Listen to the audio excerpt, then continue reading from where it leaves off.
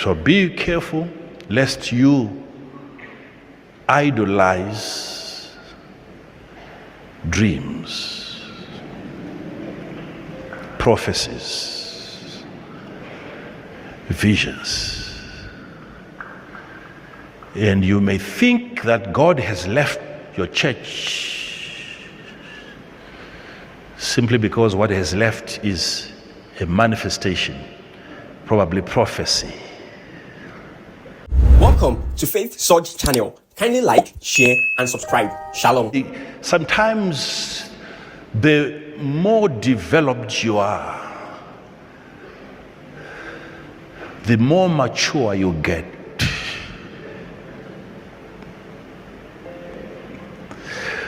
The lesser the visions,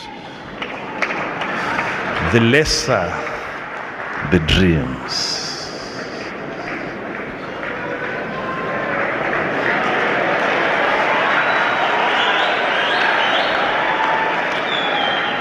Sit down, please. And I was reminding them of a message that I once preached, that remember I gave you a warning that be very careful of an audible voice of God that you hear from above. It is signifying separation, because we now believe in a God that is in us, who speaks from here. You may rejoice over that voice. Why? Because you are not thoroughly investigating the separation that is being demonstrated in that experience. Why is God speaking to me from there? From there.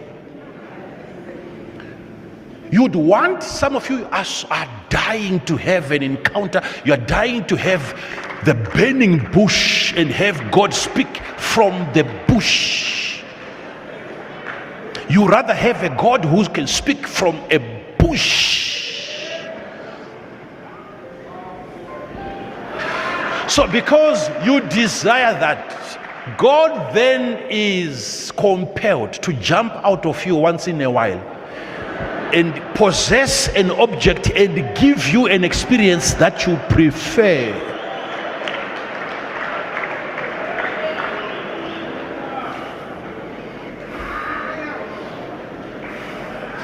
So it is during those moments you rush home and you're writing down an experience. I saw a burning bush and I heard the voice of God coming from the bush.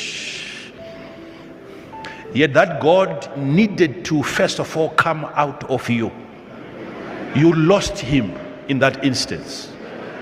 And he went into external objects because that's the experience that you were taught. You desire those outward experiences.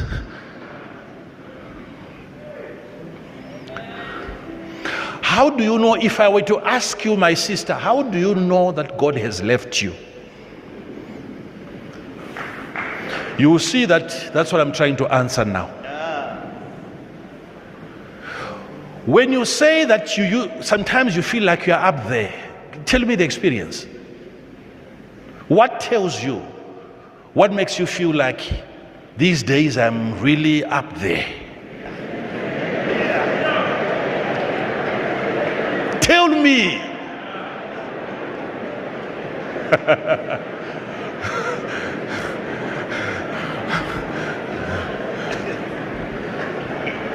You have probably fallen in love with manifestations.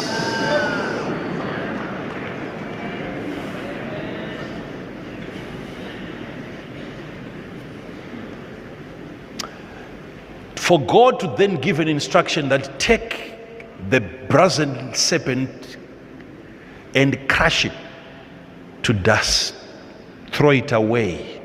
Because people had started worshiping an experience that they once had in the wilderness.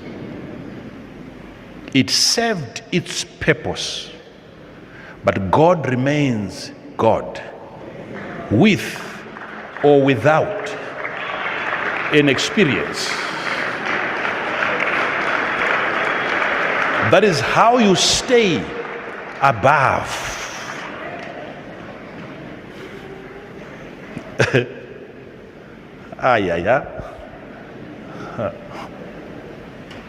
Sit down, please.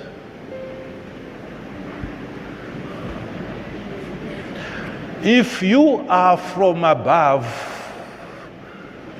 even if you are from above, you have not left the above. Being from above, you always remain above. That's your status. So I'm helping you now. If you are to go by feelings, go by this understanding. Receive this understanding now.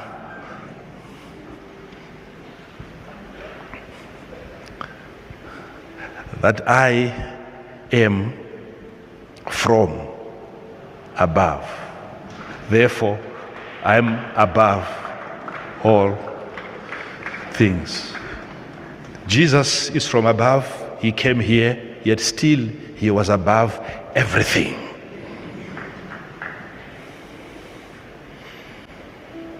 So be careful lest you idolize dreams, prophecies, visions. And you may think that God has left your church simply because what has left is a manifestation, probably prophecy. If there is no one prophesying to you in this church, it may not mean that God has departed. It may mean that we have attained a certain stature. And that stature, for your own information, it is closer to what they are currently experiencing in heaven.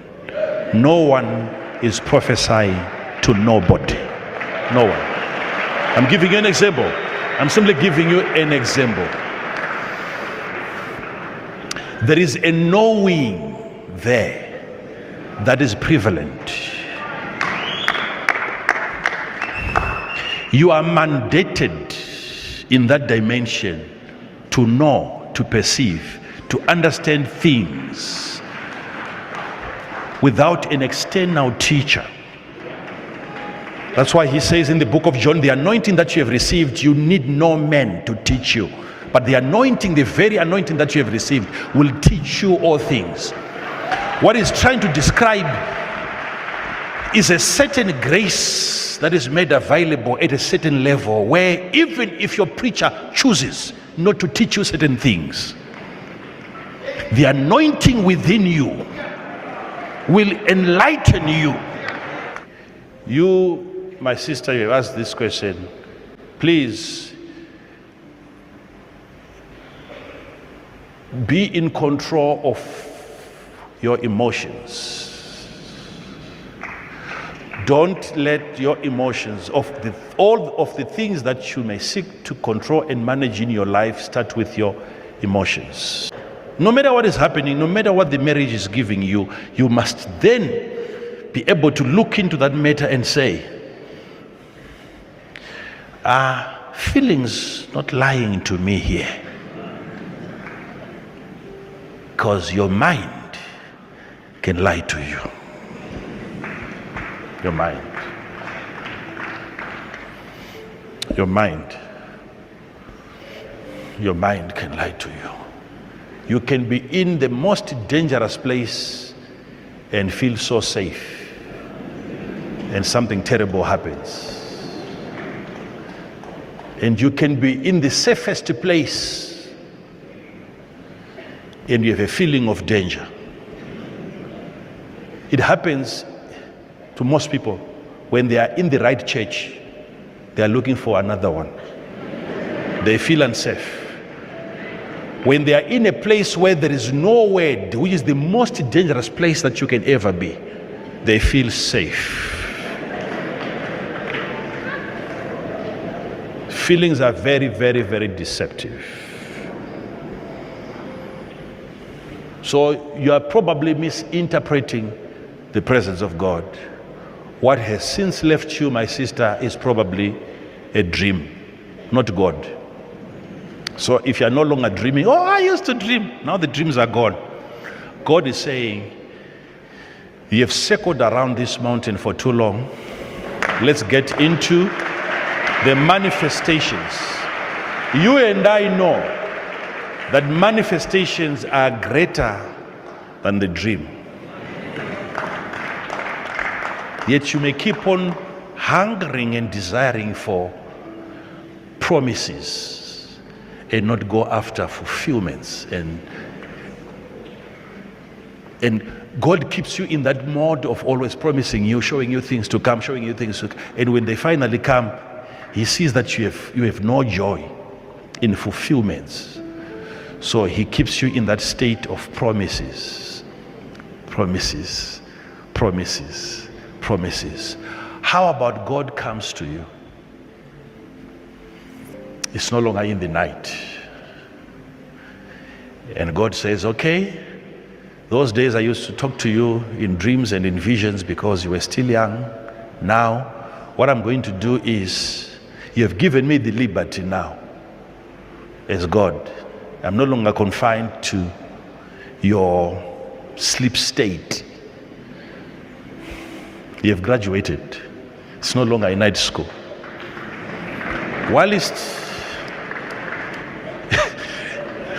Whilst you are awake in your conscious state, we can still talk. What God does in that state is, instead of giving you a dream, he leads you to places that will provide the answers that you are seeking.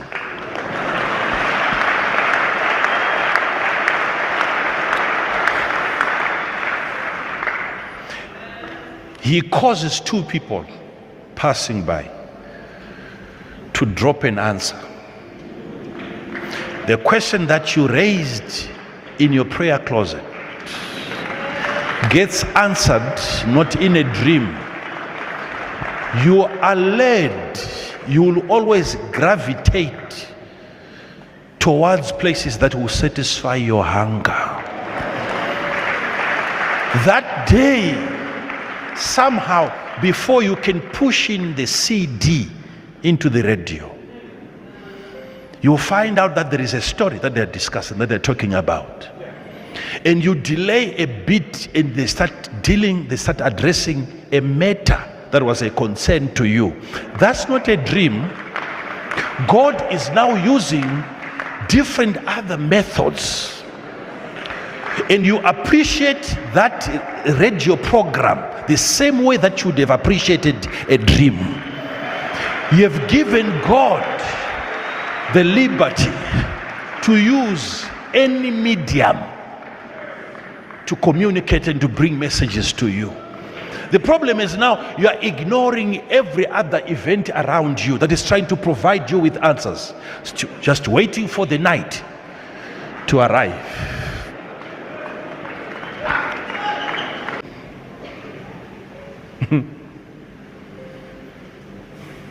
So once you have lost a signal and you can no longer hear God's voice,